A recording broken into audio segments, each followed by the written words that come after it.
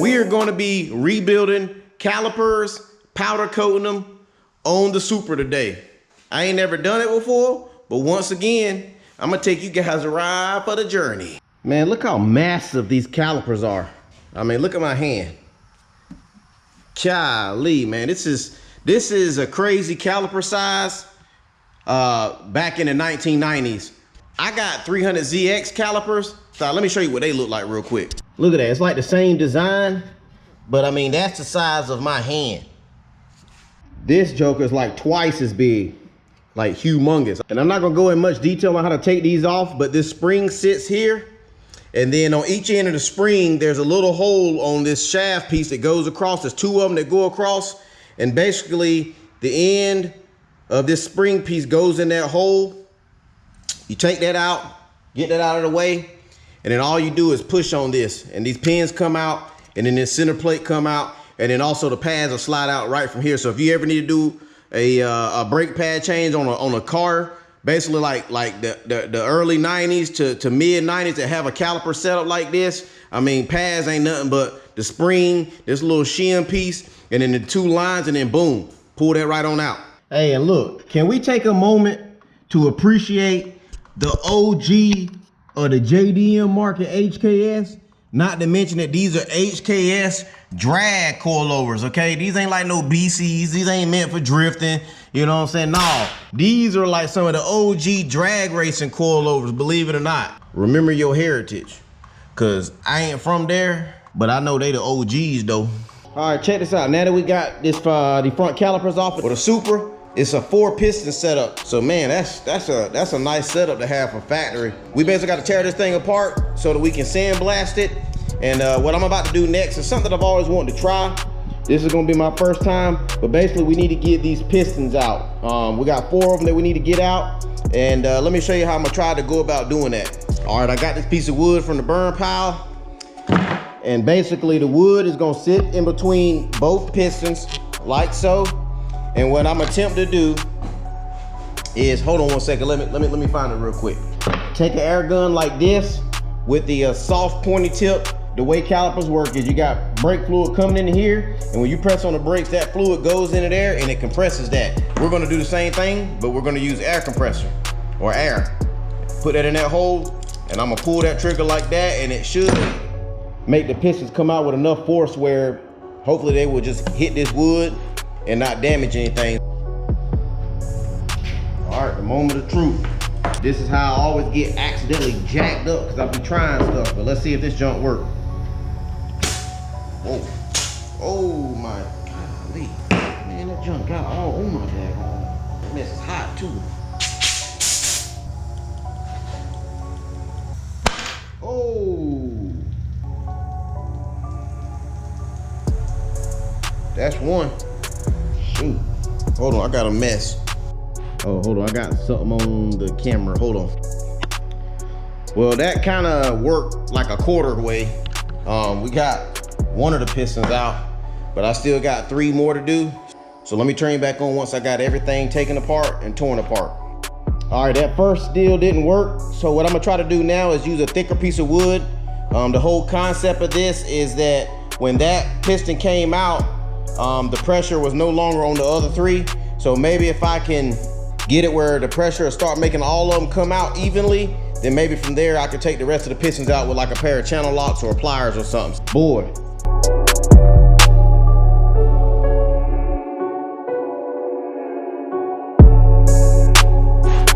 All right, according to my boy Mike Jones and according to Eastwood, this right here, there's a special process for what they call porous material. Basically, porous material is something like this. It's cast. It's been manufactured as one piece. You probably can't tell, but you might be able to tell a little bit. It's got that granulation look. I know that it's been powder coated, but basically porous means that there's like little small holes throughout this deal.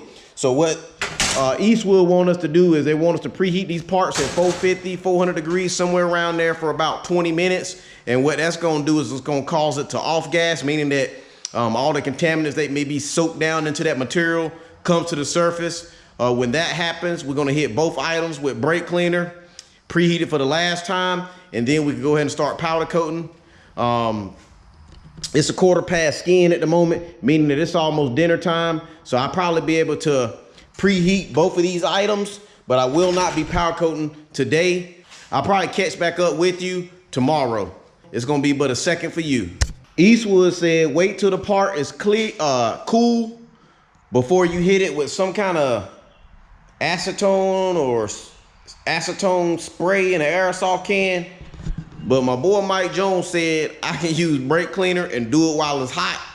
So I don't know what's gonna happen, but we're gonna take this outside in case something bad happens, and we're gonna hit it with some brake cleaner while it's still at 400 degrees. When she's looking into your soul. Extended wheel studs though. Jokers look brand new. Look at the shine on them thing. Good.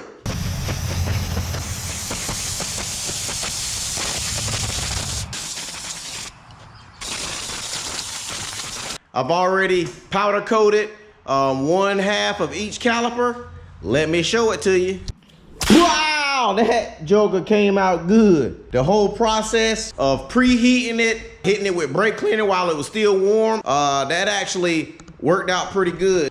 This is the other half, this is the back half. These are quite a bit more dirty. And then this is also made out of a different material. This is like aluminum or something. It might even got magnesium in it. I think we may attempt to powder coat these next. Next time I cut you back on, both sides will be done, and then we will be rebuilding both of them.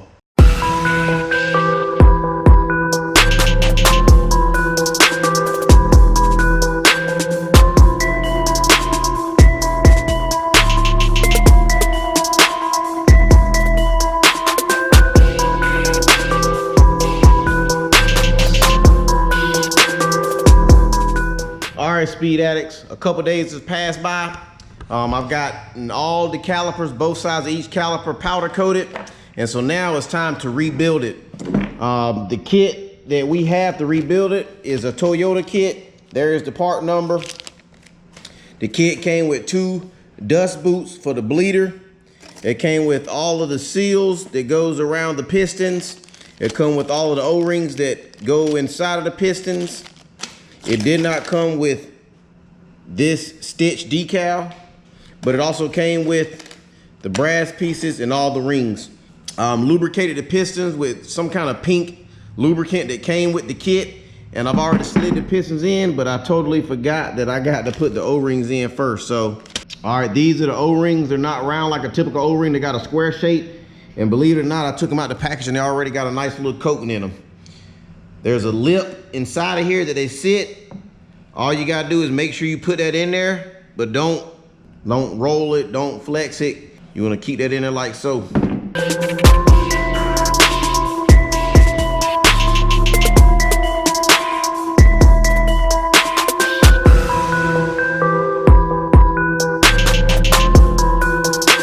Now that we got the O-ring or the seal inside of there in there and the pistons, now we got this outer seal. This is basically a dust boot. But it's gonna have to go inside of this lip like this. All right, so there's a lip on side of this piston. That's the lip it's got to go in. And then this outside piece, it's got to go around the outside of the housing. So see if I can press that around there. And then the last thing is this, I'm gonna call it a C-clip, but it's basically a clip that goes around this thing. So let's see if I can finesse this by hand.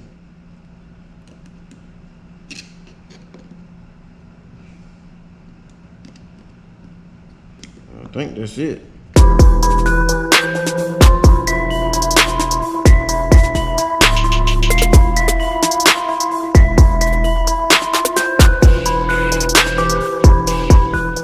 That's what the finished product look like.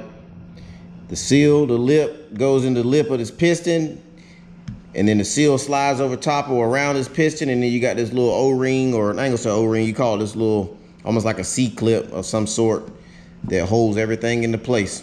Now, we gotta put a seal here and a seal here, and then of course, you know, we gotta do the same thing on this one. Tell you what, Toyota, y'all slacking again. This daggone kit does not come with the seal that goes right here.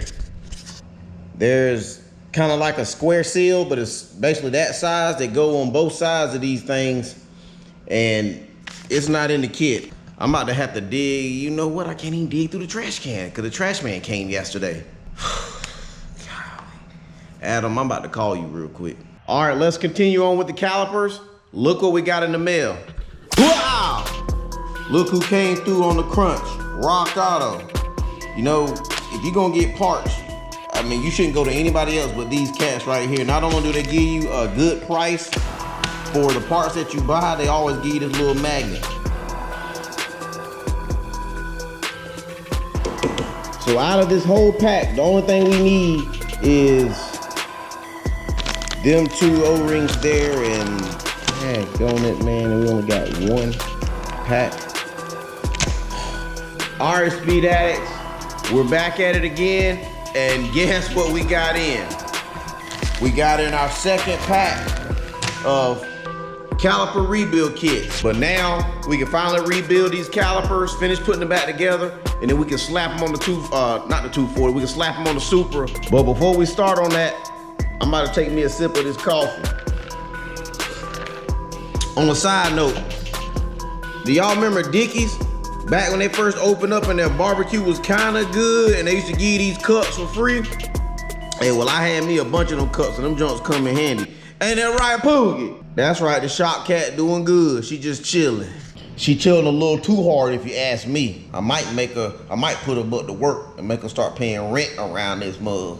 Ain't that right, Poo-Poo? Huh? Give me a kiss. All right, fam. All that trouble of waiting for the right stuff, all we needed were these little puppies right here. And again, these are gonna go on 1/2 of the caliper. So you got like a little recessed section right there. That's where they're gonna go. Put a little bit of that petroleum jelly on that puppy so she don't shift. Or as you remember my previous video, so she don't get pinched. Cause how about nobody want to get pinched? You ever cut up in the store and your mama didn't want to spank you cause she was scared to go to jail? So instead she pinched you? That ain't never happened to me. But rumor is it don't feel good. Just like that, just like you, the O-ring don't want to get pinched either. O-ring lives matter. How about that? Hey, and check this out, Speed Addicts Garage. Now we're to the point where we can put these calipers together. And I don't know if you remember, there's 4 bolts on each caliper that gets held together. I'm gonna give you guys another tip that has helped me. Anything that has a bunch of heat applied to it for a long period of time, I use this buyout right there. I know you can't read it, but this junk is anti-seize. This stuff is real messy. But if you put a little bit of this on the threads, I'm trying to tell you, man, if you ever have to take something back apart, it makes it that much more simple.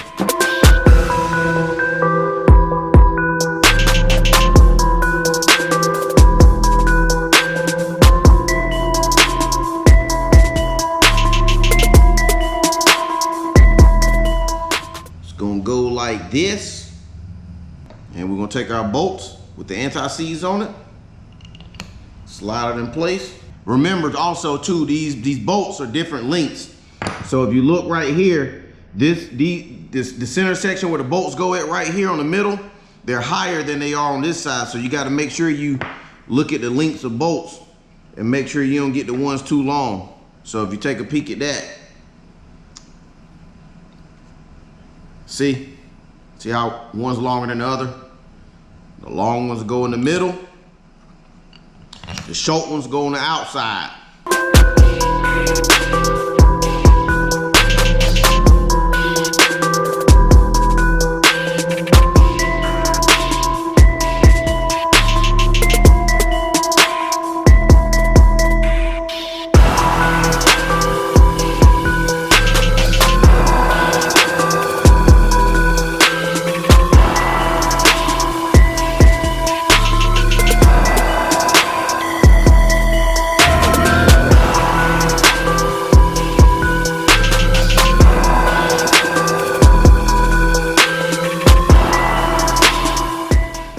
All right, guys and gals, now that we got both of these put together.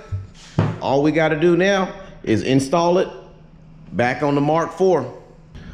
Wow, that's the finished product. Look at that illusion purple. The back caliper is got that little more of that purple and that pearl to it. It's got that little bit more of that little shine to it. And if you come to this side, it ain't got quite as much shine. And I think it's the material that the caliper's made out of. When that mug is cruising by, I mean, you ain't gonna discriminate, you know what I mean? With them weld racing wheels popping out like that, with the factory scoop that was state of the art back in the 1900s. I mean, back in the 90s, not 1900s, that was a little old, but in the 90s, that illusion purple popping like that with that Mishimoto intercooler. Not to mention it's a Supra, you know what I'm saying? You don't talk much trash about a Supra unless it's trash, and it ain't trash. So either way, that's gonna do it for this episode. A little bit of a headache rebuilding those calipers, but hey, we got it done. I need to get a little bit more brake fluid to bleed the brakes. But besides that, we are done. So on to the next project for the Supra. So in the meantime, hit the like button, hit the subscribe button, comment below, and guess what? We will see you on the next episode. See you later.